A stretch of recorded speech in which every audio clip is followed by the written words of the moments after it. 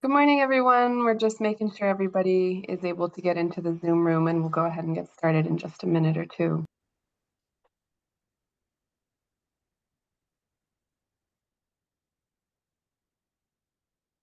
This is your street.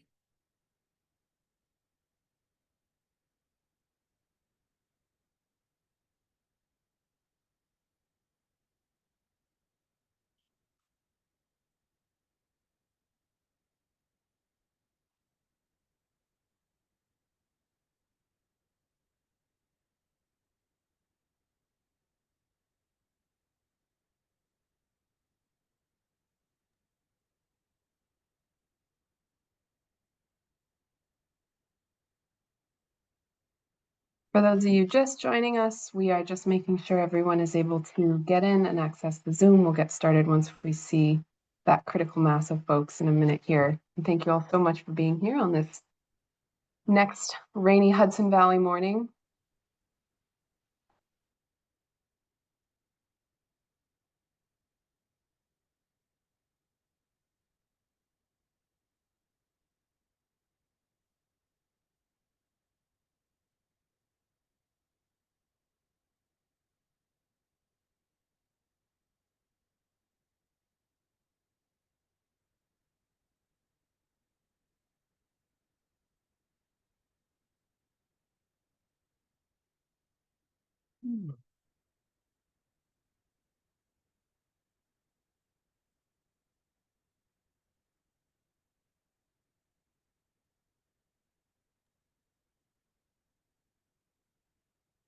All right, good morning, everybody. For those of you joining us, we're gonna, I think, go ahead and get started here at 8:32. We'll sort of ease into it with a little bit of housekeeping so that as folks continue to trickle in, we will capture them all and we'll make sure everybody's here by the time our wonderful speaker gets started. And I see we have a question about how long is the talk. We do have an hour here. This morning, 8:30 to 9:30, we'll probably have about a 30 to 40-minute talk and then hopefully plenty of time for Q&A. We love to make sure that we can include some discussion in these sessions. So welcome again. This is an exciting session for us at Partners for Climate Action. My name is Avalon Bungie. I am the Ecological Projects Manager here at PCA, and I'll be your host and moderator this morning. I want to start us off with a little bit of housekeeping, and then I'm going to introduce kind of our project and then our amazing speaker that's joining us today. So first of all, yes, the session is recorded. It's in fact already recording. You notice that as you enter the Zoom room, so you'll receive the recording along with follow-up resources in the next couple of days. As in, Zoom etiquette land, please always remain muted during the webinar. That said, we absolutely welcome your questions, and we hope you'll place those questions into the chat function, which you can find on the bottom toolbar of your screen. And I see that some folks have already found it, so good morning, everyone, in the chat and out of it. We also ask, since we have a pretty big group today, which is awesome, we ask you that keep an eye on that chat function and use the like button. So that's the smiley face. If you hover over somebody's chat, a little smiley will appear, and you can press the thumbs up or the heart button to indicate that that is a question that you want to see answered. And that will help us reduce redundancy and make sure that we get to the most interesting and exciting questions, just in case we end up with a lot of questions. I'm also going to wrap us up right at 9:30 because I know a lot of folks will have a hard stop then. But I know that Doug is able to stay with us for a few minutes after that, so we might be able to get to just a few extra questions after that sort of official wrap up. And if there are questions that we still don't get to, we can address them in our follow-up resources. So good morning again to all those. I saw that a few more have joined us while I'm doing housekeeping. Take a look at the instructions here on the slide, see how this is going to go this morning. I'm going to go ahead and introduce Partners for Climate Action and our pollinator work, and then lead into Doug, our speaker. So want to make sure we can kind of set the stage, see how all these puzzle pieces fit together, and where Partners for Climate Action's partnership with the Hudson Valley Seed Company began, which was back in 2021. So this session and this work has been a long time in the making. For those of you new to PCA, we are a nonprofit based in the Mid-Hudson Valley. Our mission is to catalyze bioregional action, which we accomplish through various programs. including grant making for ecological restoration, infrastructure funding, decarbonization, and community conversations, goal setting around climate ecology. We also host this series, this morning coffee series, where we talk with regional experts from all walks of life about their work and the practical ways that we can get involved supporting ecology and climate work in this beautiful bioregion. All the previous recordings of Morning Coffee series are available on our website, which you can see down here on the slide. I also recommend checking out our social media. And the gardeners who are with us this morning might also be familiar with Pollinate HV, which is our Pollinator Action Guide project. We launched Pollinate HV last spring as a fully online toolkit to help land managers and gardeners of all scales create habitat for threatened native pollinators. So I think probably we have some pollinator savvy folks here, but as you know, pollination is the bedrock of our agriculture, our food systems, our natural food webs, really our ecology in general. But as you've probably heard, pollinators are in trouble. Up to 60% of New York's native bees, butterflies, and moths are headed toward extinction if we don't do something about it. And this session will cover some of the things that we can do. But just as a note, I'm not talking about honeybees, which are essentially introduced, even invasive Eurasian species, not great for our native pollinators, not actually that efficient pollinators. I'm talking about our native bees, butterflies, and moths. And those are the ones that we need to support if we want to maintain thriving ecologies and food systems that we love here in the Hudson Valley. So one of the most important things we can do for these native pollinators is get the specific native plants that they most need back onto our landscapes, where these plants have been lost in many cases due to development, agriculture, deer overbrowsing, or just conventional gardening that didn't attend to the larger ecology. So as part of our Pollinate HV work, we wanted PCA to make sure that the right plants and seeds are actually available to gardeners and land managers who want to get involved. And that is where this partnership with the seed company began. So today we get to go into a lot more detail about not just native plants in general, but actually the very best native plants out there, which are local ecotype varieties, local ecotype plants and seeds. And you're going to hear a lot more about all of that from our wonderful speaker, Doug. And now it is my pleasure to introduce Doug Muller, co-founder and managing director of the Hudson Valley Seed Company. So Doug, I'm going to spotlight you so that everybody can see you. And when you begin presenting, your face will be there. A little bit about Doug. Doug returned to his home state of New York in 2005 after earning a BA at Harvard and spending 3 years teaching high school English in South Florida. After he and his partner Kay Green built a cabin and learned to grow food, his efforts shifted into the early incarnation of the Hudson Valley Seed Company, where he served as the tech expert, copywriter, and farm leader. In that time, his role shifted into that of managing director, where he supervises all day-to-day operations and long-term strategic planning as the business grew from a cottage industry run out of the couple's cabin into the team of 25 to 30 people that currently comprise the company. Throughout this time, Doug has been fortunate to learn daily from his team and others in the agriculture and seed community about the ins and outs of farming, business management, and entrepreneurship. And as I mentioned, PCA began this work on the Pollinate HV seed collection back in 2021, and we have just had an incredible experience working with Doug, Kay, and the whole seed company team, along with our wonderful seed collection consultant, Tiny Meadow Farm. Doug's creative mind, sunny disposition, and deep knowledge of the seed industry have made him a joy to work with, and I am so delighted this morning that the fruits of these labors together are now out in the world in the form of local ecotype seeds that we can all grow in our very own gardens. And with that, I will turn it over to Doug to tell us more. Thank you, Avalon. That was such a glowing introduction. I hope I can meet those expectations. I'm really grateful to you, Avalon, and to Bob Dandrew as well for making this program happen. They were the impetus, and we'll talk a little bit more about that shortly. But I just wanted to say thank you for bringing this program to life and for inviting me to give this talk. So what we're going to talk about is the Pollinate HV Local Ecotype Program, which are local ecotype seeds for the Hudson Valley, a collaborative project between Partners for Climate Action Hudson Valley and the Hudson Valley Seed Company. And why not invite Linda Richmond, so this is a coffee talk. What we're going to cover today are, we're going to do a quick intro to the Hudson Valley Seed Company, so folks can understand who we are and why we're involved in this program. We're going to talk why local ecotypes. So what are local ecotypes of seeds and why are we focusing on them?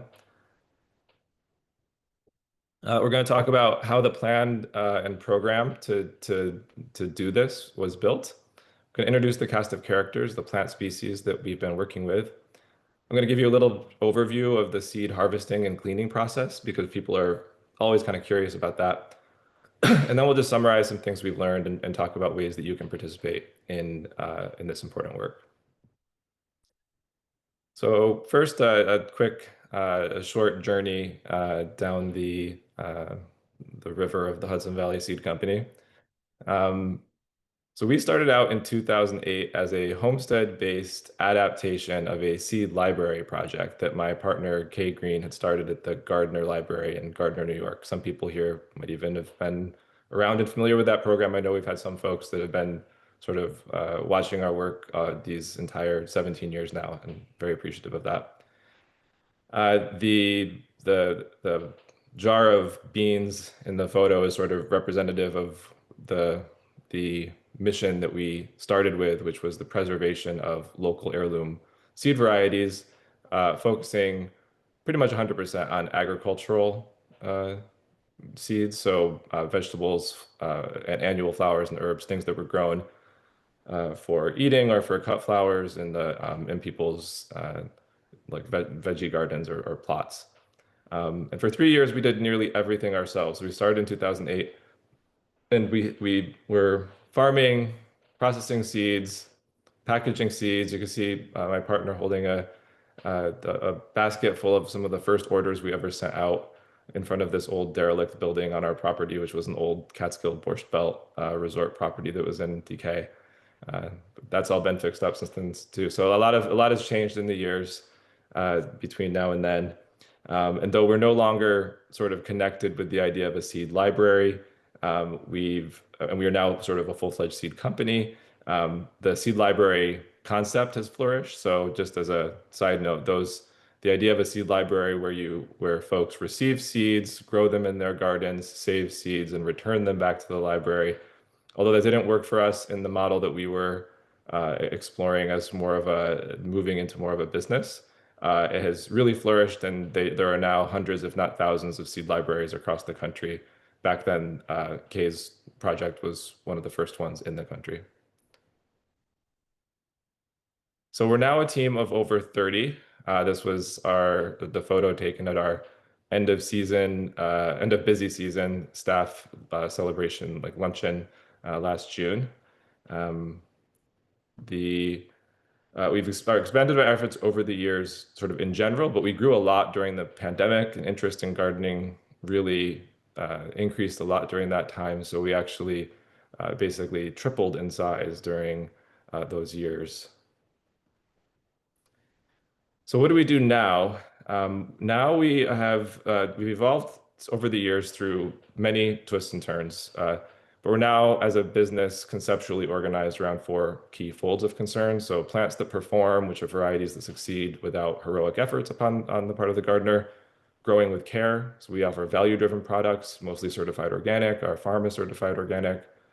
Rooted in our own farm, we say that we know seed because we grow seed. So a lot of seed companies do not produce their own seed. We still produce our own seed. About 30 to 40% of the seed we offer, we produce ourselves. And celebrating the art of seed, as most people are aware who know our company, we have a line of artist designed seed packs that's sort of one of the things we're known for. And so what we were doing sort of led to this collaboration with Partners for Climate Action was, I think in large part had to do with our expanded seed production capacity. So over the years, we've steadily scaled our seed production acreage and improved our processes to handle larger grow outs. So this has led to increased capacity and expertise in the production of certified organic seeds at a scale that it's not, we're certainly not one of the largest seed producers in the country, but we're now much larger than the original homestead scale that we started at. So our grow outs now occupy 8 to 12 acres every season, which is a lot of material to be handling. And we've, over the years, learned how to do that more and more efficiently and more effectively. Um, and that sort of, I think, created an opportunity for collaboration here. Um, And I should say too that in addition to seeds, we also produce vegetative materials. So we produce dahlia tubers, shallots, garlic, and one of the only native food plants to our region, sunchokes. We produce sunchoke tubers and sell those to as planting stock as well. So this increased capacity and ability led to the intention to collaborate on behalf of the pollinators. So in this little snippet of video, you can see our farm director, Stephen, with Avalon, who just introduced herself, out in the field examining some of the seed crops that we ended up growing together. So let's talk about local ecotypes and what the project is sort of based on, what it's all about. So what are local ecotypes? So local ecotypes are not just native plants, but are specific strains of native plants, ones that are identified in the wild as being self-propagating lines that have co-evolved with the many other elements of our regional ecosystem. So the climate, the pollinators, other flora and fauna, the soil conditions, the day length at our latitude, etc. So these are plants that are I should say that if you go to Lowe's or Home Depot or various garden centers, you'll find plenty of plants now that are labeled as native plants. And that is a good thing. There's nothing wrong with that. However, a lot of those plants are not, they're native to the sort of greater, North American continent and to our sort of like general conditions, but those are plants that are not the actual strains of the plants that have co-evolved with the rest of our local ecosystem. So this is so the difference between local ecotypes and those is that the local ecotypes are the native plant, not just the native plants, but the strains that we see here in the wild that propagate themselves independently of garden centers and Lowe's and Home Depot and anywhere else. That they're the true native wild plants of our region. So some of these local ecotypes are widely seen and distributed, and when we get to the cast of characters, I'm sure some of you will recognize a number of these plants. But others are less commonly seen in the wild settings, including this wild lupin. Most people see lupin. It's a ornamental plant. People plant it in the landscape a lot, but it's rare at this point to see it as a wild plant, like in the wild. So this is an exciting one for us to be working with.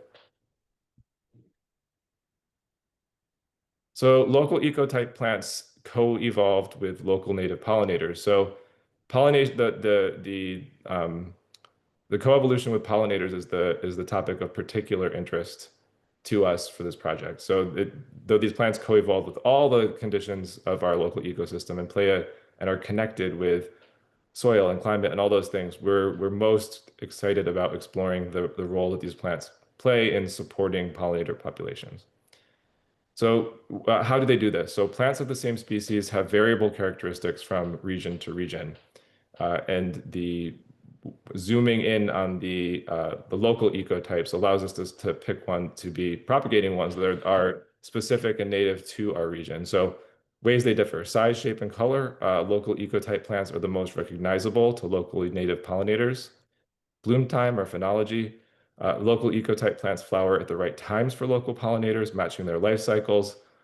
Every location has a different sort of timing of the onset of spring, has a different, especially like relative to the day length. Like all of these things are subtle factors that pollinators are sensitive to. And then nutrition. Local ecotype plants have the right nutrient profiles for the pollinators they've evolved with, and that has a relationship with the types of soil in a region, that sort of thing. Local ecotypes are best adapted for local growing conditions. So local ecotype plants are the best fit for regional climate, water, soil, and even mycorrhizal conditions. Using local ecotypes lays the foundation for the vigorous, resilient, and successful native gardens. And we'll get to this at the end, but this is absolutely something we're seeing with these plants in the field. They are just easy to grow. They're happy in the conditions in our region. They're familiar with them. They're used to them. There's no coaxing involved in getting these plants to perform beautifully. Another sort of positive attribute of working with local ecotypes is that preserving plant genetic diversity drives a resilient future. Native plants like pollinators are threatened by habitat loss, deer overbrowse, and human development. Growing local ecotype plants preserves genetic biodiversity of our native species, as opposed to traditional horticulture, which produces cloned or inbred plants. Species with lots of genetic diversity are much more likely to successfully adapt to climate change, pests, and diseases. And no need to worry about garden escapes, which you do have to worry about if you're growing certain sort of shrubs or grasses or whatnot, things that are not native to our region. You want to make sure they don't escape into the wild. With these plants, it's sort of a positive if they escape into the wild and get a foothold outside your cultivated garden. It's a net benefit. Um, this is all not, this is not to say that there's anything necessarily uh, uh, wrong with not growing native plants. And I say this as someone whose very body is composed of or is created by an agriculture that is based on plants that are not native to our region. There's very few food crops that are native to our region.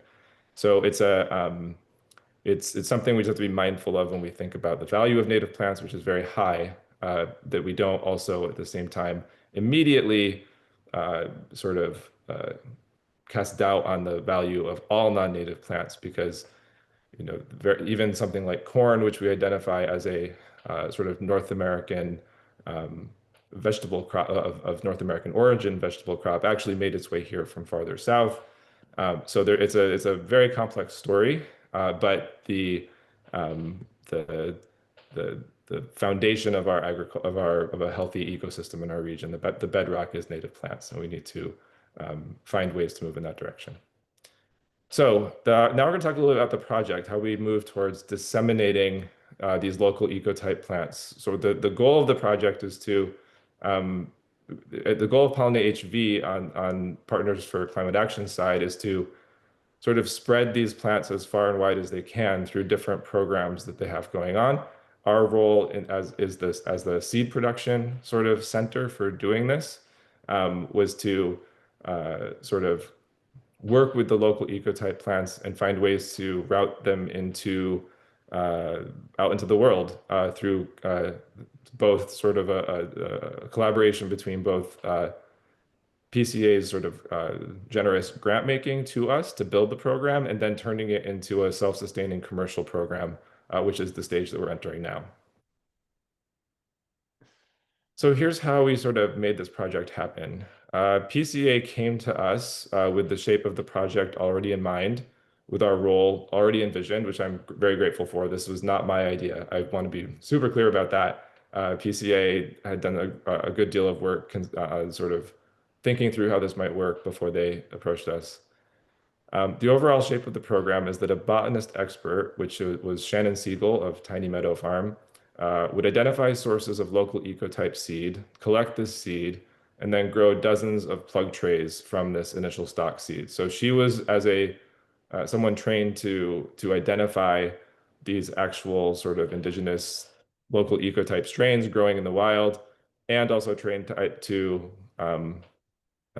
collect the seed mindfully and responsibly. She sort of took care of that stage of this process. Our seed production farm, which we call Fourfold Farm, would then receive these plug trays and move them into field production under Shannon's advisement. She would give us tips and tricks how to work with these plants. These are, for us in the seed production setting, this was sort of a new field. We're most versed in working with vegetables, annual flowers, dahlias, things that we are a bit more on the cultivated side of the spectrum, and so we had a good deal to learn, and Shannon's been a great advisor on that. So then we cultivate, once these crops get into the field, we're cultivating these fields and keeping them maintained, and then collecting and processing the seeds annually. Once the seed crops are harvested, cleaned, and germination tested, the farm then conveys the seeds to the seed in bulk to the seed company for packaging and marketing. Our initial offerings were in small sizes appropriate for home gardeners, but our goal is to continue to scale production in order to offer large pack sizes suitable for larger grow outs. And we've already done this to an extent, and we'll be continuing to do this over the coming few years. Then our hope is that we can supply both home growers and institutional partners, such as governments and universities and corporations in the area. There's a lot of folks getting interested in native plants and integrating them into whatever sort of land resource they have to work with. So one very impactful way to be getting native plants out into the greater world is to be working with these larger players because they've have both resources in both land and like production capacity to make that happen. So here's a quick timeline of how we went about building this. So in 2021, PCA started building its Pollinate HV online toolkit. It looks specifically at pollinator species with declining populations in the Hudson Valley region and identified the plants that were needed to support those threatened pollinator populations. Beginning the next year in 2022, Shannon and some folks working with her began to identify the wild plant populations that would meet requirements for conservation seed collection. Landowner permissions were obtained, and the first wild seed collections began in the fall of 2022. Seed plots were established in 2023. Over the winter, wild seeds undergo cold, moist stratification to break seed dormancy. In spring, the seeds are germinated and grown in plug trays. First production plots were planted out in the summer of 2023. As you can see here, that's our great farm crew putting them into the ground. I'll play it one more time while we're watching here. Additional species, a few of the late fall blooming species go to flower in their first year and initial harvests are made. So we did get some initial seed harvest from that first year, small ones, but we did get some. And then additional species from different habitats were targeted and more wild seed was collected. So then in 2024, we were able to launch the first seed packs. Cultivated seeds from the initial harvest are dried, cleaned, conditioned, and sent off for germination testing. The first Pollinate HV seed packs are available late summer. This happened late summer of last year. And then also in 2024, more seed collections were made and more seed plots established. A second field is planted with a focus on species that are adapted to drier, more nutrient-poor soils. And so that's happened too. So we've got a bunch more in the field now that we have not yet reached the seed harvesting stage for, but that's coming up soon. So I think the overall point of this timeline is to demonstrate that it's taken us a number of years to reach this point. The local ecotype plants are all perennial, which means they have an establishment phase before they're really flowering significantly and producing too much in terms of seed. So we're at year, so I guess we're at the fourth to fifth year in now, and though we're extremely proud that we now have 7 of these varieties commercially available, that sort of reflects in part the length of sort of runway that's required to scale this kind of thing. To work out.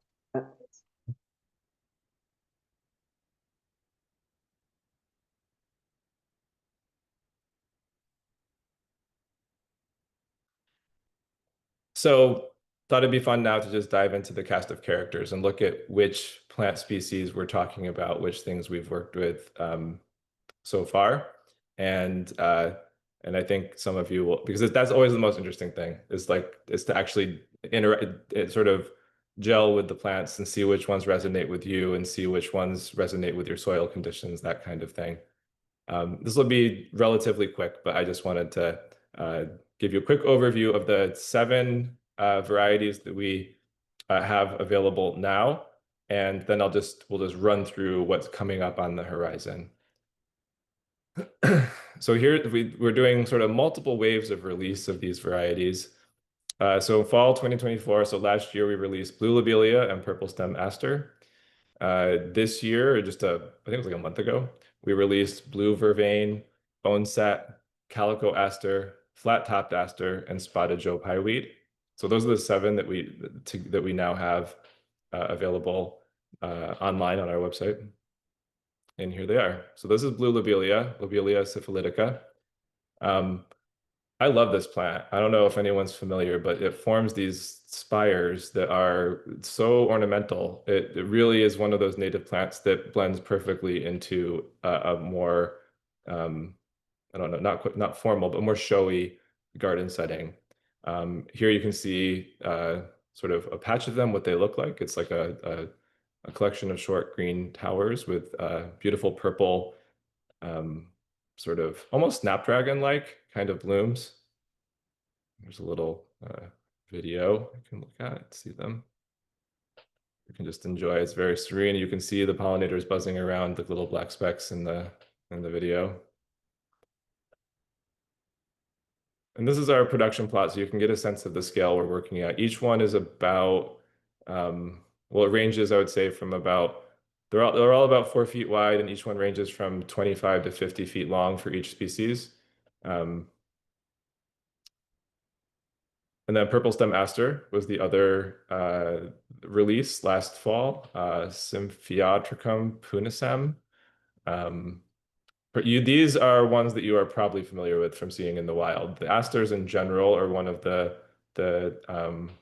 local ecotype plants that you do see more often. Although I have to say that growing them intentionally and in mass like this really elevates them from plants that you might see in disturbed sites, like along the roadside or places like that, into something that feels much more of a landscape plant. And these flower very late in the season. These flower, this would have been like mid-September or maybe even late September when this photo was taken. And there you can see a bee. Here's a little video giving you a sense of the scale. And again, pretty much every video you end up seeing pollinators because these plants truly, at the flowering stage, truly do just draw them in very heavily.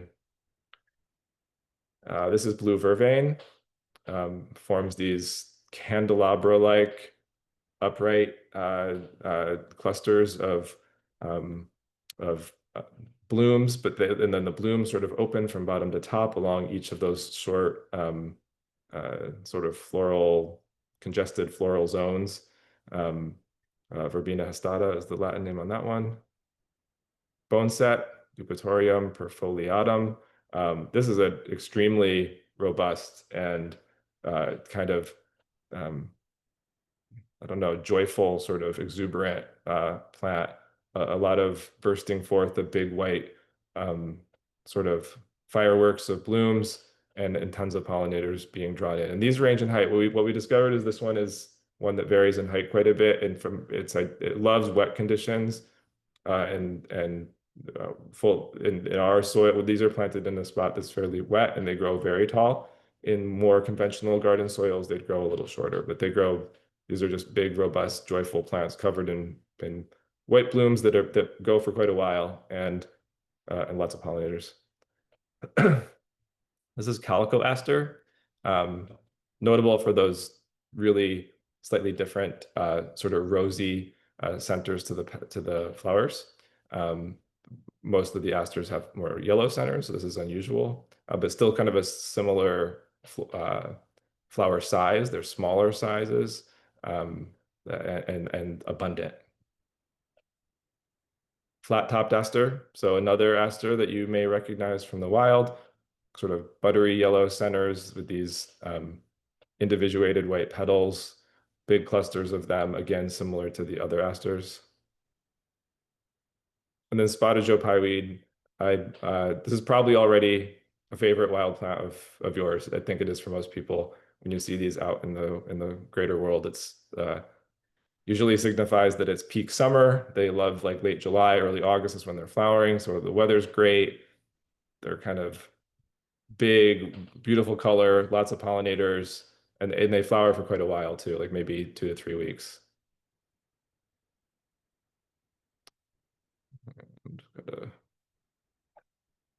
This video gives you a little bit of a sense of what these are like when they're planted in mass. And again, you can see the pollinators zooming around in front of the lens.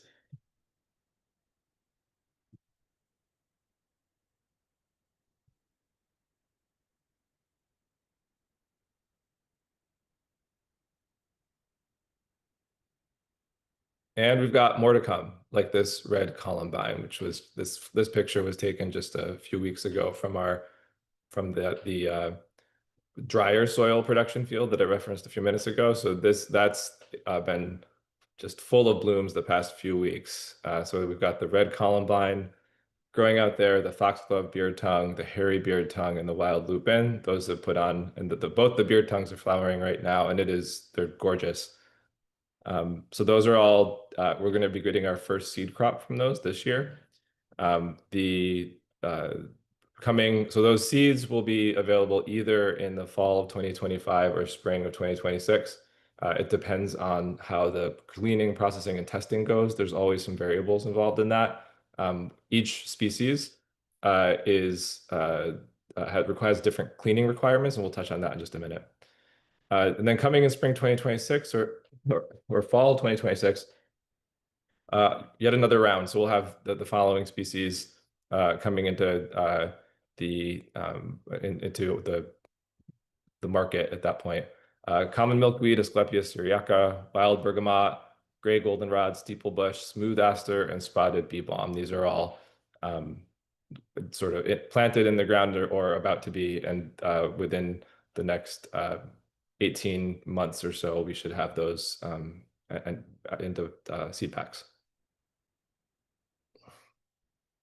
So I mentioned a second ago that each plant has its own specific cleaning requirements when it comes to after harvesting the seed. So I'm going to touch on that very briefly and just show you a few fun videos of the systems that we have in place for processing seeds.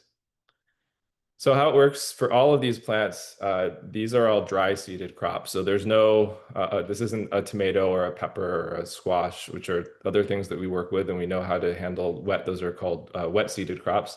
All of the local ecotype plants are dry seeded crops. So they're flowering and setting seed that then dries down in the field. So it matures and dries down in the field. So what we do is we harvest them at that stage and then we bring them into tunnels for further drying. Because as we've seen the past month or so, like we're not necessarily we don't have guaranteed dry spells in our region.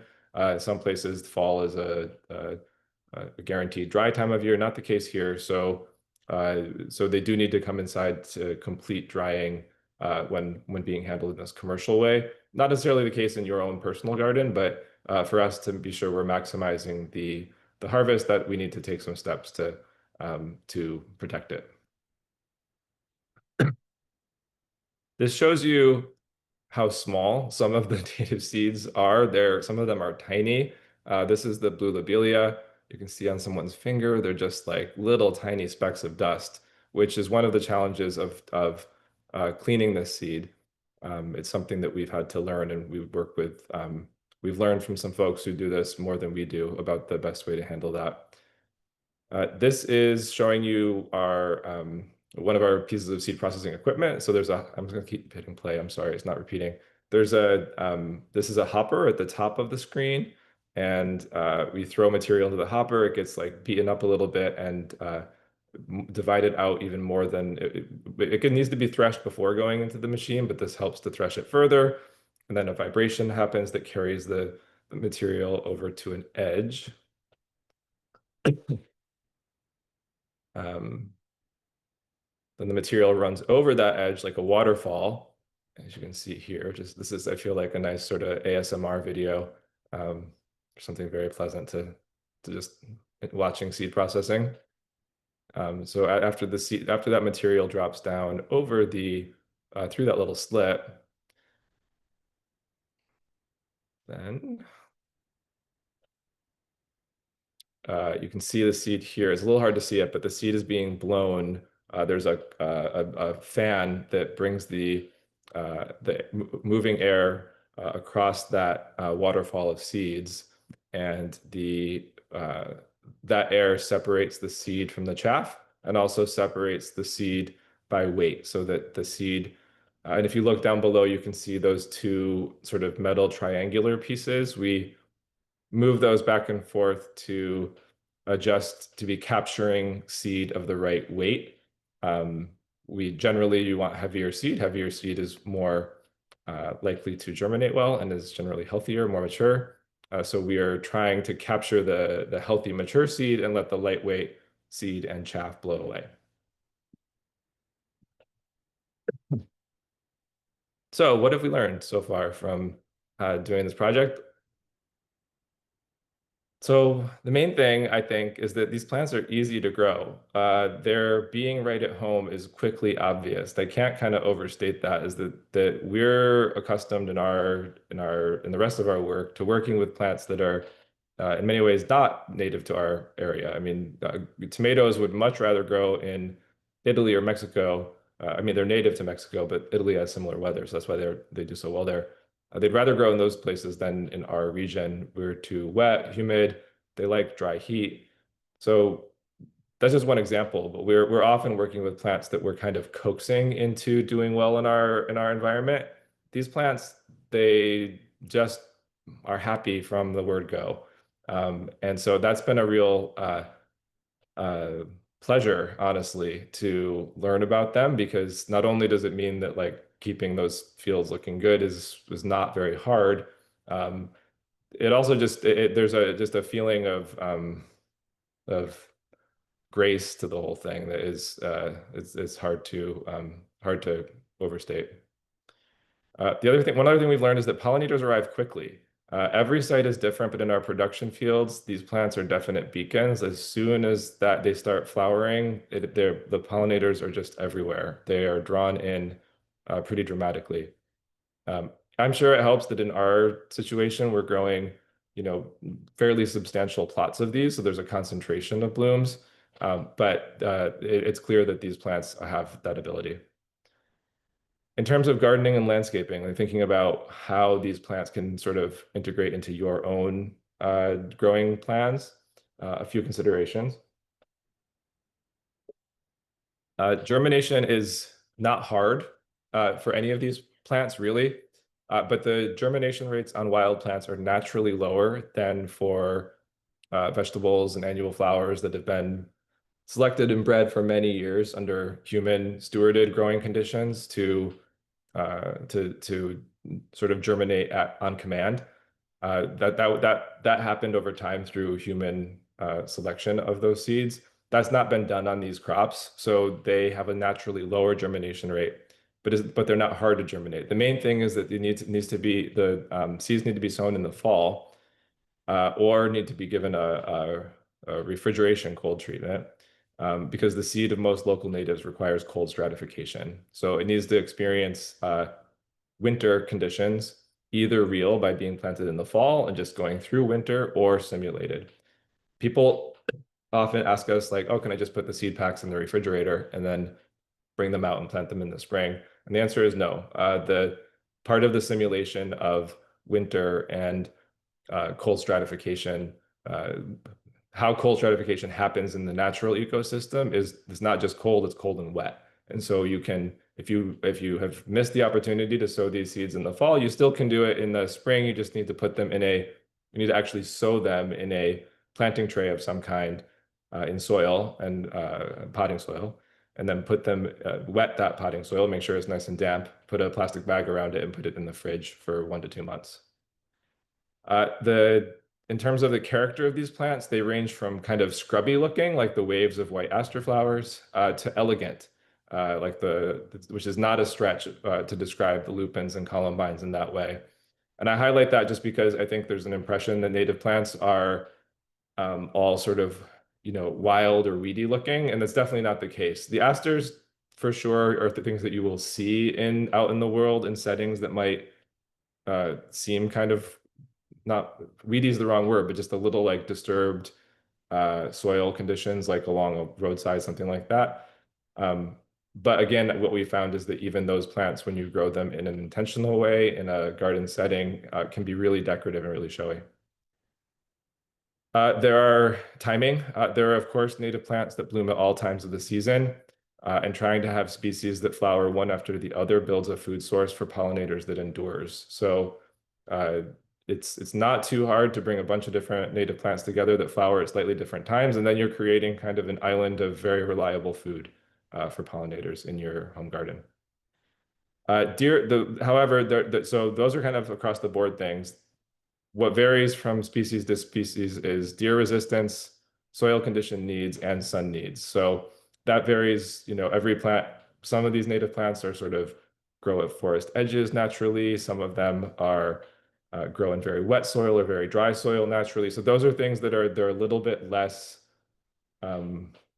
flexible on, like than if you're used to growing annual flowers or vegetables, which all want sort of a moist but well draining kind of perfect garden soil is like what you want for those sort of crops. These ones all have their own specific sort of natural soil conditions that you might find out in different environments.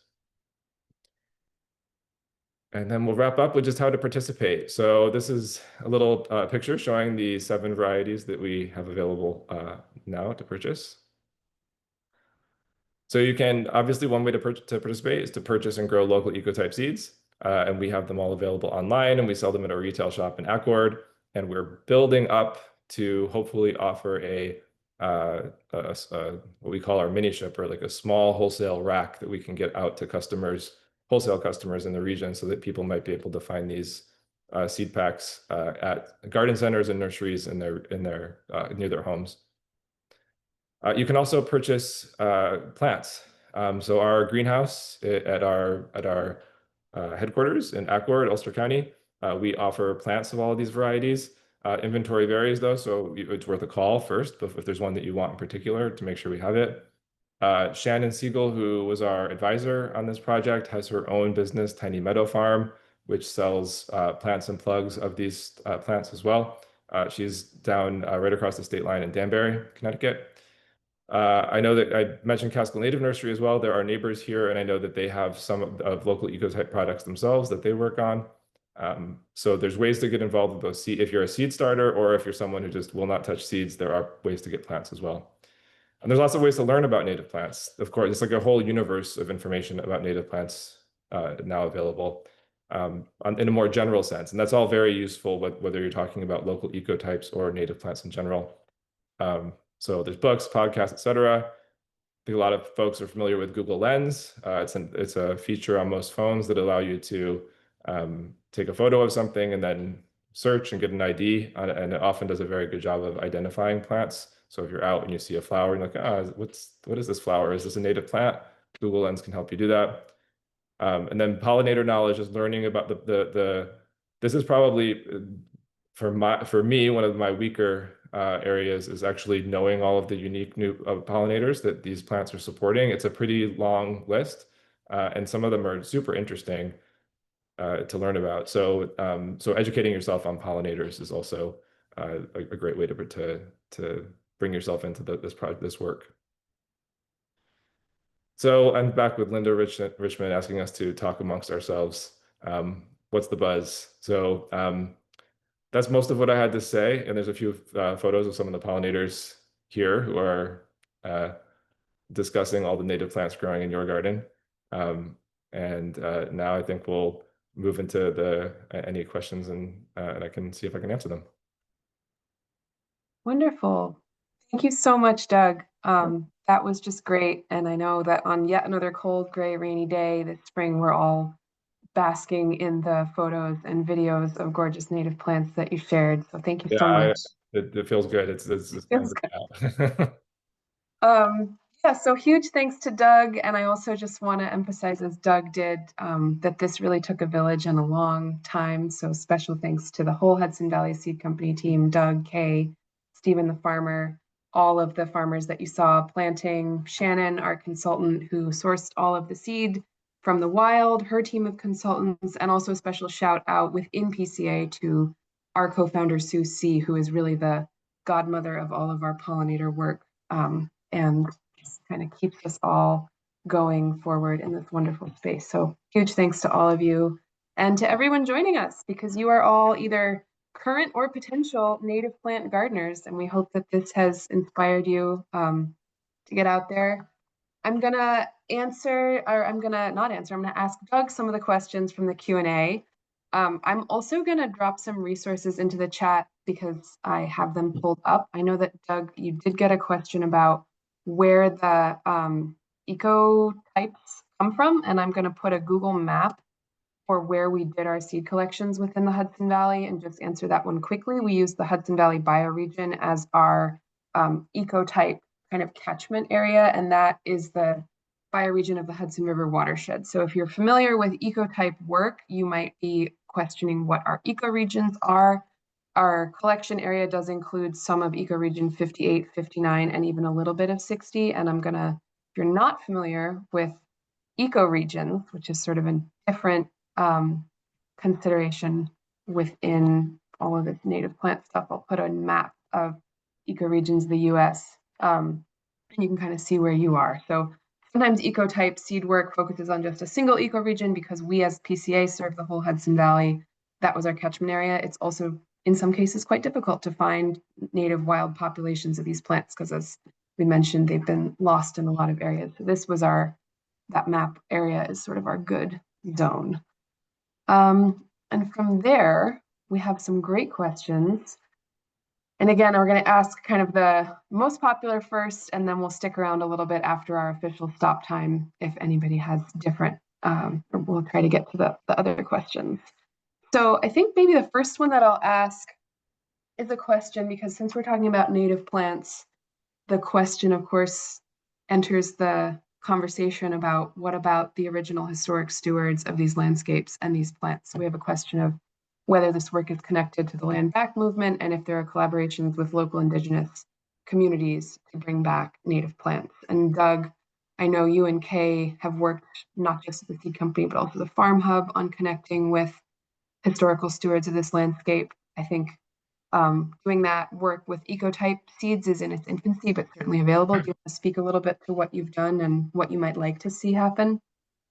Sure. Yeah. So my partner Kay, in addition to working or being the co-founder of the seed company, works at the Hudson Valley Farm Hub, and there and in a couple other sort of containers prior to that has partnered with the folks at Akwesasne Reservation, which is up on the border as a Mohawk reservation up on the border with Canada, and has done seed rematriation preservation work with those folks, mainly focused on agricultural crops. So that's mainly corn, beans, squash, some other species that they've identified as wanting to be worked with. As Avalon just said, the work, the arc of any kind of work of linking native wild plants with folks in those communities, I'm not aware of that happening necessarily at this point. Partly because I would say I think that these in any community, certain seeds over time were identified and saved primarily for utility, and for many, many years, the utility was defined by their uses for humans. And some of the plants that we're working with may have uses for humans, like medicinal herbal uses for humans, and some maybe have fewer. And so the sort of legacy and cultural kind of familiarity with actively saving seeds of these species, I think is not as embedded as that of saving corn, like things that they're actually providing calories, nutrition, life to the human beings that occupied these lands. So I think it's definitely a work in progress and definitely something to think about ways to bring together, but it's not something that that is happening now. Thanks, Doug. And actually, I forgot to ask you to do this, but would you mind stopping the share so that we can focus on your face? Although Linda Richmond's face is doing it. Yeah. She's great. Yeah, I think that's great. And I would just add, due to the painful and harmful history that we are working with here in the Hudson Valley, many of the indigenous communities of humans who were the historical stewards of this land are no longer located on this landscape, and they may be located in, I think Wisconsin is the primary location of the Stockbridge-Munsee Mohican people now, and so they may be working with plants that are more native to that region where they have been for the last several hundred years. We do connect with that community in particular through some of our work with Wild Hudson Valley, and I know that we spoke with some of the herbalist representatives from the Stockbridge-Munsee community when we were beginning this work. And I'm certainly very interested in providing seed, as needed and as desired to those communities. I also think that it's a responsibility for all of us who live now on this landscape to do our best to steward what might have been those historical ecologies. And so getting the native plants onto our landscapes, in some cases, is thought of as even part of like reparations work. So it's a very interesting, certainly fraught, but I think a very beautiful type of work to be engaged in. And yeah, we just had in the chat someone pointing out the good work of the Forge Project in Taconic, which is doing some land back work with native and local ecotype, I believe, plants.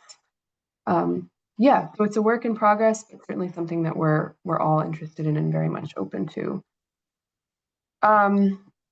Moving toward future considerations around these plants, we have a very popular question about how climate change might be impacting local ecotypes and how we might ensure future flexibility within the seed bank. I can speak a little bit to that, but I think, Doug, that's certainly something that you all are thinking of on your seed farm, not just with these plants, but with others. Do you want to share a little about that thinking?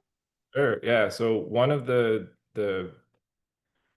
producing our own seeds is something that other seed companies sort of sometimes look at us and, why are you doing that? That doesn't make sense from a financial standpoint or from a lot of standpoints. And but we feel strongly that it's an important thing to do. And one of the reasons that we do so is that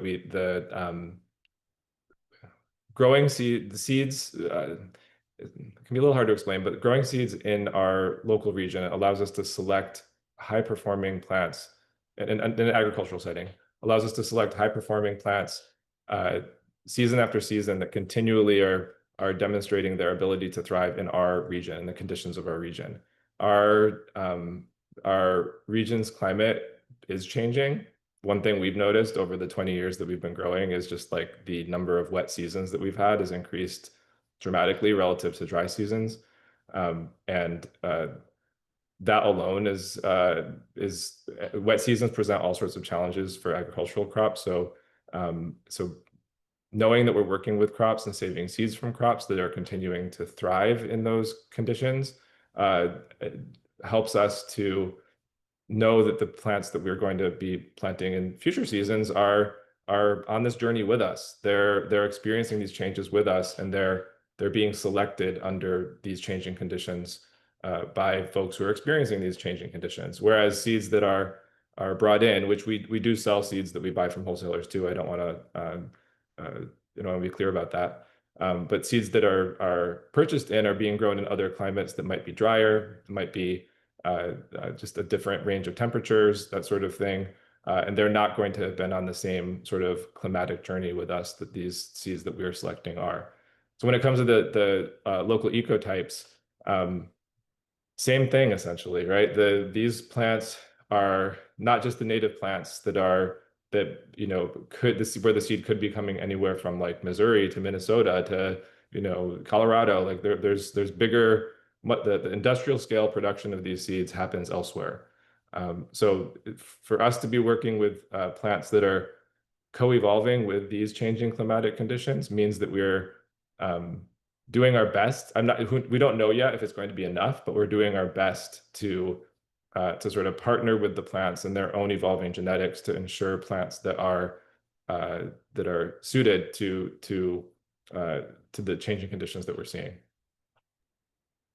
Great. Yeah, I'll also add that part of local ecotype seed work, and this is something that we haven't done yet because this project is so new, but it's something that we might consider in future seasons, is a process called accessioning, which means you go in and recollect from native wild plant populations, again, ethically and with trained seed collectors, and add new plants to your existing like perennial seed farm, seed increase plot situation. And as that continues, that's usually like an every 5 to 10 to even 20-year kind of thing.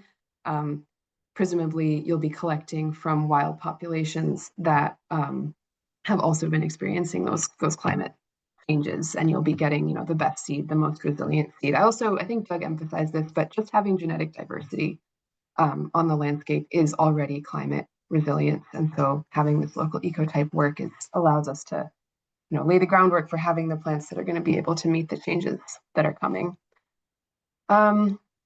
Great. We got a bunch of questions about other players in the space. So Doug, I think you did a nice job, really nice highlighting some of the other local players.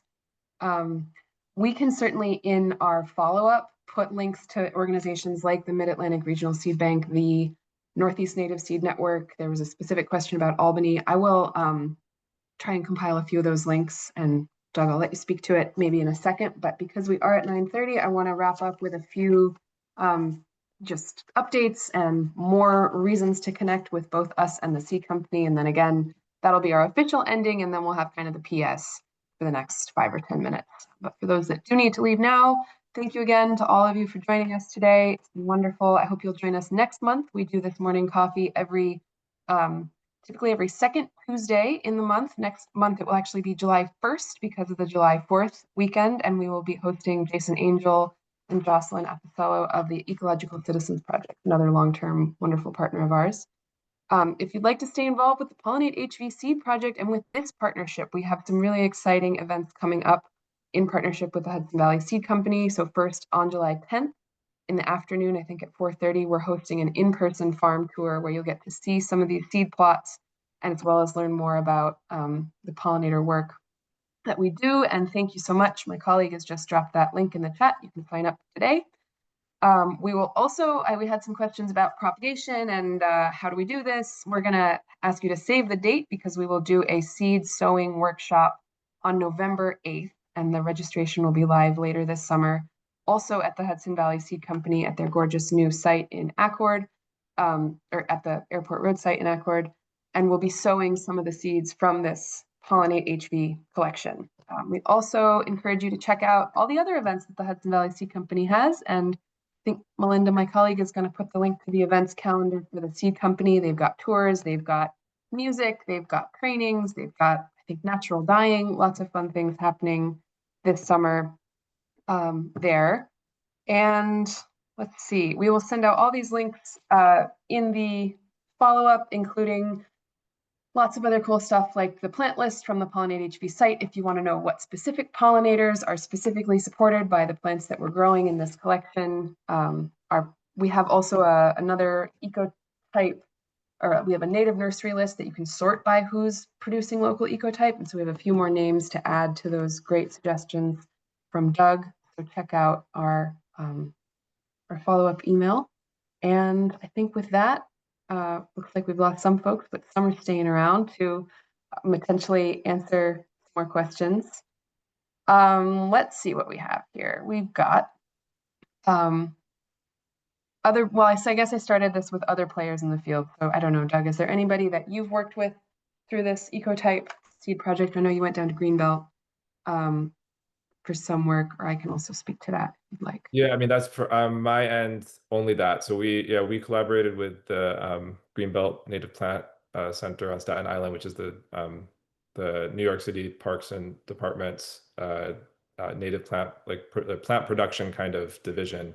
And they were generous enough to teach us how to do some of the specialized cleaning related for some of these species, which is definitely more intense and tricky, nuanced than it is for most of the vegetable crops that we grow on the farm. So we were very grateful to them and glad to learn from them.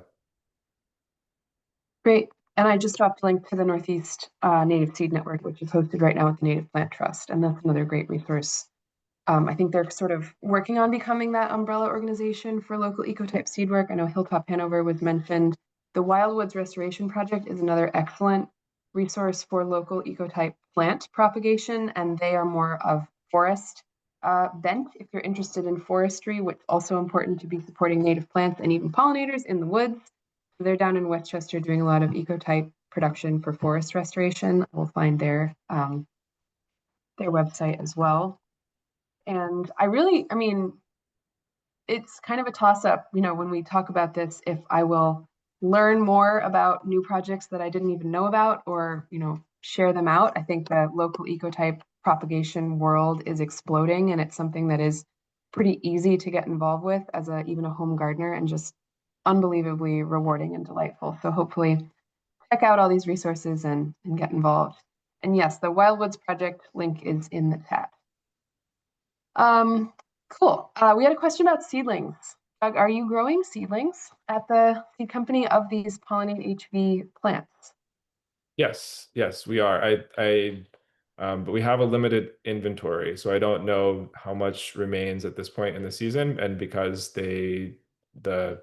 um, they need to be, because of the cold stratification requirement, I don't know I don't know. I have to check with the folks on the team to see what the plan is for continuing to have those seedlings for the rest of the season. Like this was our first year running the greenhouse like open to the public in a way that didn't require pre-orders for the spring season. So it's been and we sold a little bit more than we thought we were going to. So we might not necessarily have them reliably for the next few months, but I'll check with my team to know for sure. But if you call, we can always advise you on what our inventory situation is. And the plan is definitely to continually have those available sort of going forward. Great. We had a question if there's anything we can plant now that will bloom before fall in this collection. I think I know the answer, but From seed, no. Yeah.